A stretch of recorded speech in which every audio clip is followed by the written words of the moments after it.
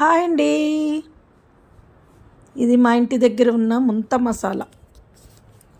చాలా బాగుంటుందండి ఆ ముంత మసాలా. మిర్చి బజ్జీతోటి చేస్తారు, బోండాలతో చేస్తారు. ఇదిగోండి వేరే వాళ్ళకి చేస్తున్నాడు, నేను వీడియో తీస్తున్నాను. నేను మిరపకాయ బజ్జీల కోసం వెళ్ళానండి. మిరపకాయ బజ్జీలు కట్ చేసి ఉల్లిపాయలు, కొత్తిమీర, పల్లీలు, మళ్ళీ నేను పాప్కార్న్, అదేనండి పాప్కార్న్ కాదు, కార్న్ తోటే చేస్తారండి చిప్స్లా, అవి వేసి ఇస్తారనమాట. ఇవేను బోండాలతోటి ముంత మసాలా, సమోసాలండి, సమోసాతోటి కూడా మసాలా చేస్తారంట.